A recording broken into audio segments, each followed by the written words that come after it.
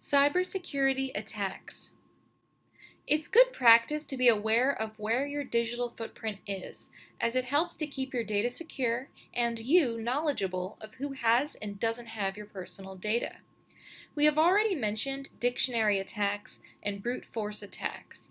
They are examples of cyber attacks. We will discuss a few other ways that a computer and its system can be attacked. Be aware there are many more outside the scope of the AP Computer Science Principles course. The individuals or groups of individuals behind cyber attacks are known as hackers. Hackers are individuals who have the skills, knowledge, and equipment to invade computer systems to access data they should not have. There are a few different categories of hackers based on the color hat they wear. White hat hackers are considered to be the ethical hackers who work for companies to test their systems and protect them against attacks. Companies like to ensure that the computer and data storage systems they have created do not have any vulnerabilities, and this is where white hat hackers come into play. While the term hacker has a negative connotation, white hat hackers use their skills to find system flaws that could potentially lead to data breaches. By alerting companies about these flaws, they can be corrected to create stronger systems. If you have heard the term hacker before, this is most likely the type of hacker you were thinking of. A black hat hacker is an individual who could be responsible for writing malware, looking to bypass security protocols, and overtaking networks to access data that is not theirs. These hackers are criminals and generally use their skills for their own gain, or to create havoc by stealing sensitive information, destroying files, or holding computers hostage. A gray hat hacker is an individual with a combination of white and black hat hackers' ethics. Gray hat hackers have all the knowledge and skills of a white or black hat hacker, but will frequently test a system's vulnerabilities without the owner's permission. If any vulnerabilities are found, a gray hat hacker may report them to the company and charge a fee for the information. Let's learn a little more about the different types of attacks that hackers use. Malware refers to a grouping of malicious software.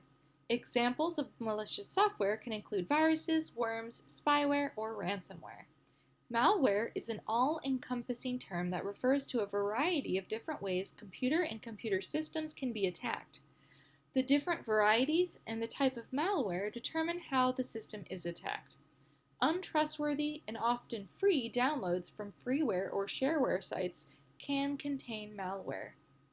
A computer virus is much like a virus we would see in nature affecting living cells. A computer virus acts similarly and causes similar chain reactions like that of a typical virus. Viruses are specialized computer programs that are able to duplicate and insert their replicated code into a new host. They are designed to travel from host to host, replicating themselves. While a virus is a computer program, it's not just any old program. It is intended to be malicious, and its code can alter the way a computer operates once it begins to replicate.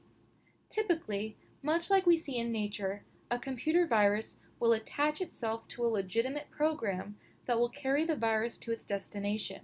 Once installed in the new host, it replicates and breaks down computer performance. Once a virus infects a system by duplicating its malicious code repeatedly and storing it throughout the system's code, it can cause an untold amount of damage to the system. Once infected, a computer will likely see many problems. The virus has the ability to destroy data housed within the system or modify and corrupt information stored that changes how the system operates. Phishing is a type of cyber attack that uses disguised emails as a weapon of the attack. The goal of a phishing email is to trick the recipient of the email into thinking that they are receiving something that they want. The recipient then provides their personal information to the sender of the email, the black hat or gray hat hacker. There are a few key clues to identifying a phishing email. There's an unofficial from address. You are a recipient of the email among many others, whether you've been copied on the email or blind copied. The subject of the email says urgent action required. The subject of the email includes a generic greeting. The email includes links to a fake or non-existent website. There are legitimate links mixed with fake links in the email. Not all of the conditions above exist in every phishing email, so it's important to pay attention to the sender, recipients, subject, and content of the emails you receive. Many hackers are careful to mix in legitimate inquiries and content with links to content that will allow them to access your personal data. Take a look at the example of a phishing email. Look at the circled information in the email. What is suspicious about the information? Verify your account now to avoid it closed. Attention account user. Username, password, date of birth, country or territory. For immediately upgrading, kindly reply to maildata@sify.com. Most legitimate senders will not put private or semi-private information in the subject. The email is not personalized to the recipient. The sender requests login information directly in the email, and the reply email is different than the sender's email. When sending a phishing email, a good hacker will try to fool the user into thinking they have received an email for something they want or that could benefit them. Mixed in with content are malicious links that can gather bank account information, addresses, or credit card information. It's important to be critical of the emails you receive so that you don't unintentionally respond to emails that contain malicious links, viruses, or malware.